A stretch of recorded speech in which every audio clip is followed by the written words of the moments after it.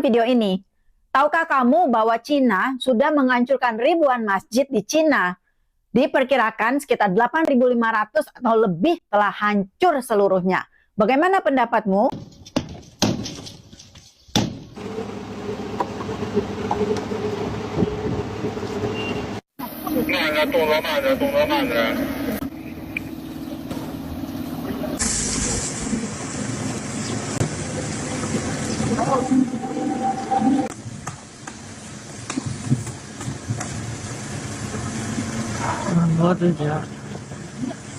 Kita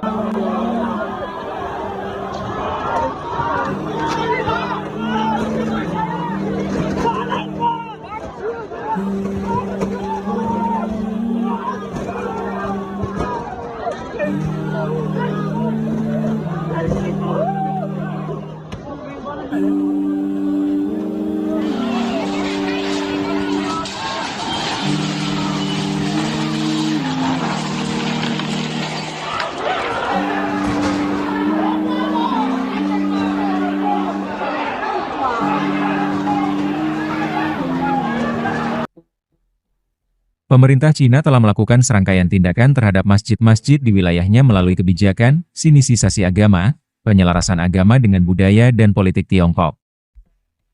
Laporan dari Australian Strategic Policy Institute, ASPI, memperkirakan sekitar 16.000 masjid di Xinjiang telah hancur atau rusak sejak 2017. Banyak masjid yang tidak diratakan sepenuhnya mengalami penghapusan fitur arsitektur Islam, seperti kubah dan menara, untuk digantikan dengan gaya tradisional Tiongkok. Sejak 2023, kebijakan ini tidak lagi terbatas di Xinjiang tetapi meluas ke wilayah lain yang dihuni etnis Muslim Hui, seperti di Provinsi Ningxia, Gansu, dan Yunnan.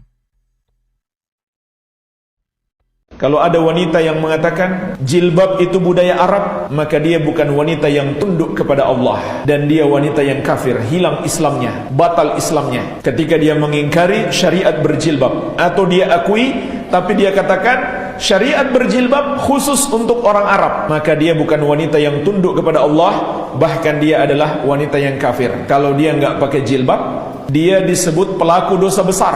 Tapi kalau dia katakan jilbab tidak wajib, maka dia kafir. Beda ya, harus dipahami dengan baik ini.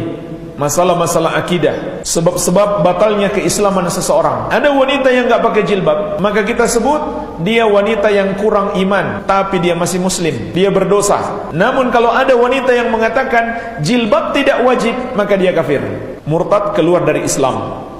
Islam itu garang-garang gitu ya, di Timur Tengah garang, di Asia Selatan garang. Itu yang terjadi, membuat orang takut. Yang buat takut itu bukan hanya orang luar Islam, orang Islam sendiri juga pada takut. Makanya kemudian saya pernah menulis itu cukup panjang, yaitu meningkatnya irreligiositas di Timur Tengah. Irreligiositas apa? Nggak mau beribadah lagi karena apa? Rasa frustrasi ya, karena ada penyiar-penyiar Islam kerjanya itu memarahi orang Islam saja, samalah seperti di Indonesia. Orang datang ke masjid, malah kemudian dimarah-marahi. Hari Jumat itu dimarah-marahi, masuk neraka. Jadi digambarkan Allah yang kerjanya cuma tidak lain menyiksa umat Islam, salah sedikit disiksa. Itu yang bikin frustrasi, gitu kan. Di samping itu, kalau di Timur Tengah lebih kompleks lagi. Kerja orang Islam itu banyak kerjanya itu hanya berkelahi. Lihatlah di Arab Saudi yang membunuhi orang di Yaman. Terus di Libya Timur, Libya Barat, perang sampai sekarang. Lihatlah ISIS atau masih terjadinya perang saudara di Syria, di Irak. Gitu. Itu bikin frustasi. Gitu. Itulah yang membuat banyak orang Islam atau sebahagian orang Islam itu nggak nyaman di dalam Islam. Nggak nyaman, dia akhirnya ada yang kalau yang moderatnya itu mereka nggak mau lagi mempraktekkan agama, menjadi orang yang irreligious. Irreligious itu ya nggak mau mengamalkan agama walaupun masih Muslim. Tapi juga ada yang converted to another religion.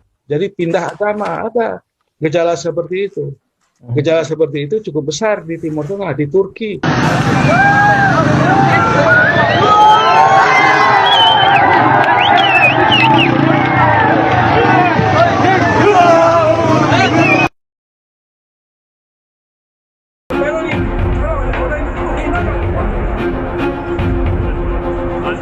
Hayatı İslam'da mı zaten?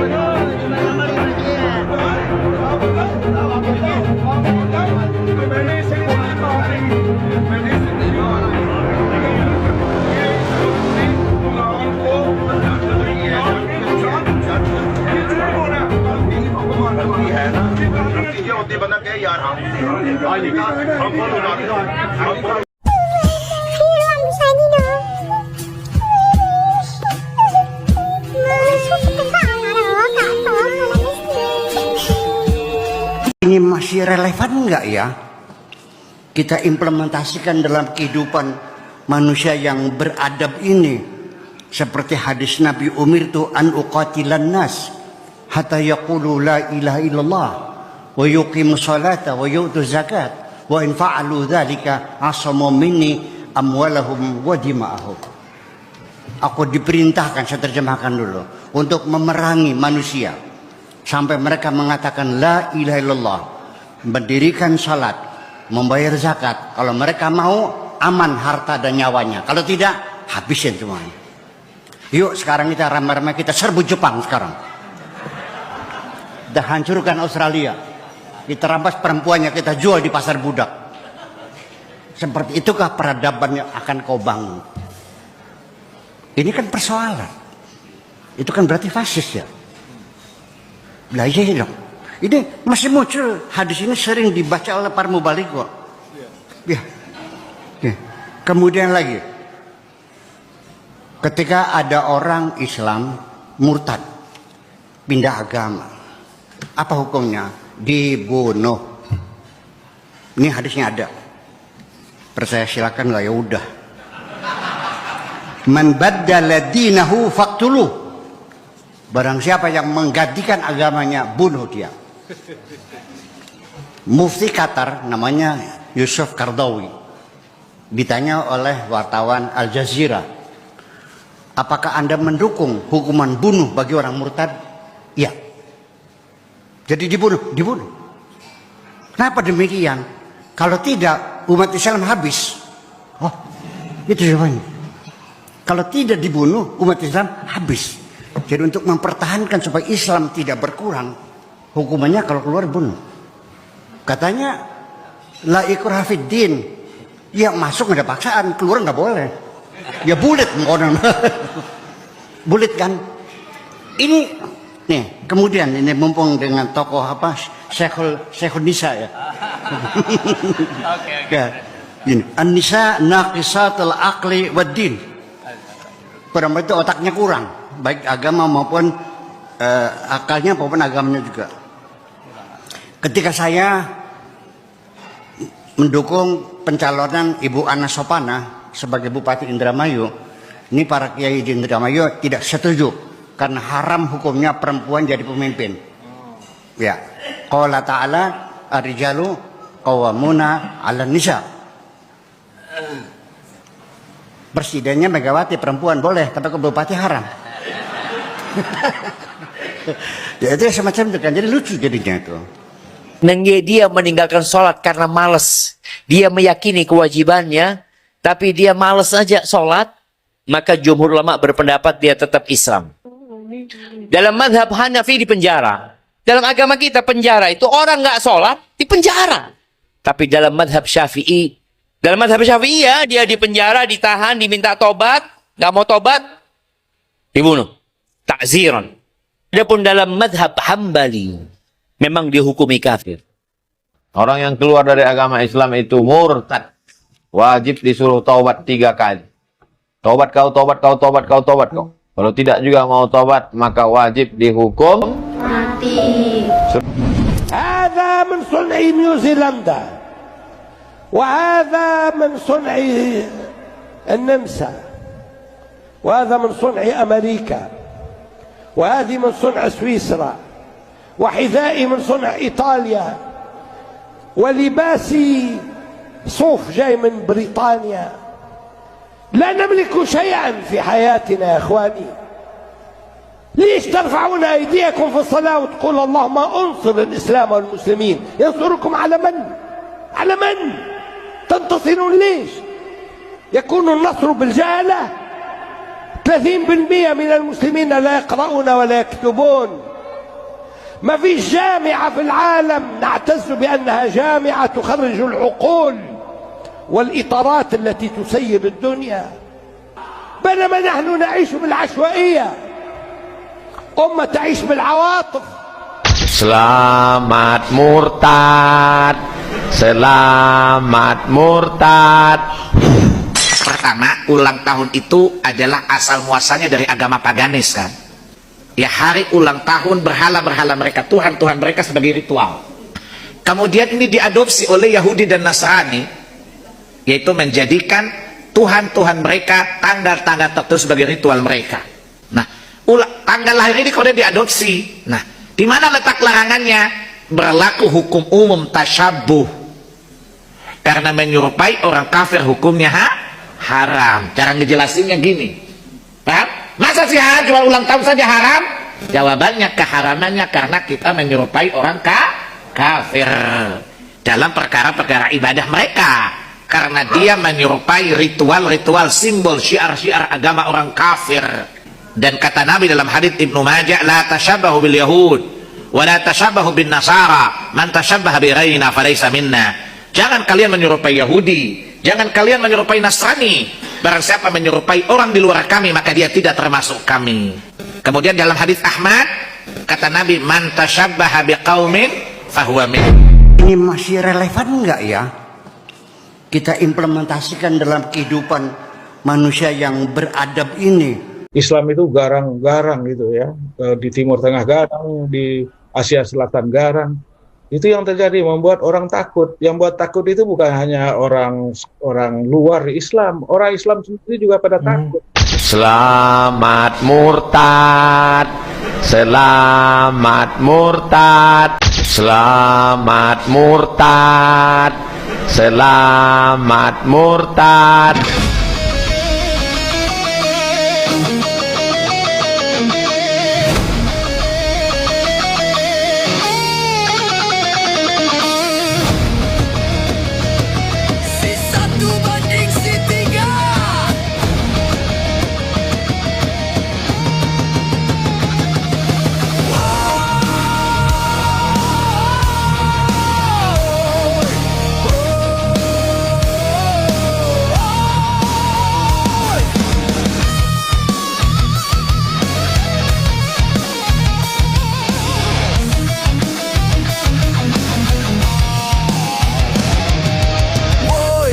Kita coba bandingkan bagaimana turunan ajaran yang berbangga dengan satu Tuhan banding si tiga yang dilecehkan.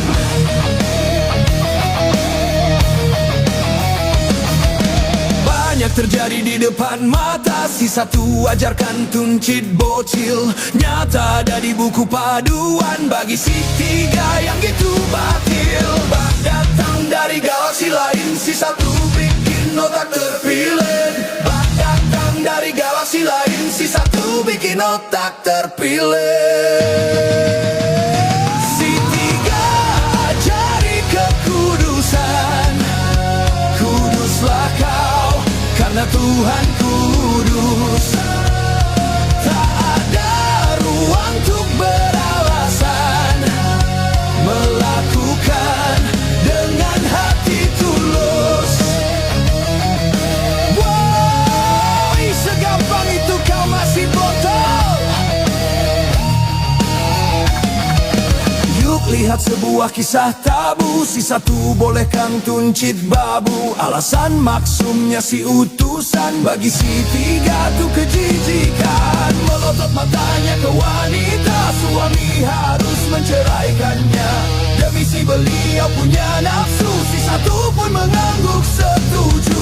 Bak datang dari galaksi lain, si satu bikin otak terpilih. Bak datang dari galaksi lain, si satu bikin otak terpilih.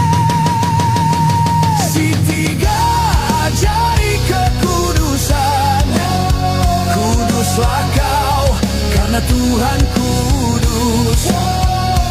Tak ada ruang untuk beralasan, melakukan dengan hati tulus. Wow, segampang itu kau masih botol. Masa dusta malah diajarkan, sumpah palsu pun diperbolehkan. Si tiga ajari sebaliknya, katakan iya di atas iya. Si satu atau nyawa melayang ciptaan seburuknya binatang. Si tiga ajari mendoakan baik tu musuh maupun teman. Bak datang dari galaksi lain, si satu bikin otak terpilih. Bak datang dari galaksi lain, si satu bikin otak terpilih. Si tiga ajari kekudusan, kuduslah kau karena Tuhan kudus. Tak ada ruang untuk beralasan, melakukan dengan hati tulus. Woi, segampang itu kau masih tolol. Kutipan ini cuma sekelumit, ajaran yang sesungguhnya beda. Bak bandingkan bumi dengan langit, si satu kebalikan si tiga.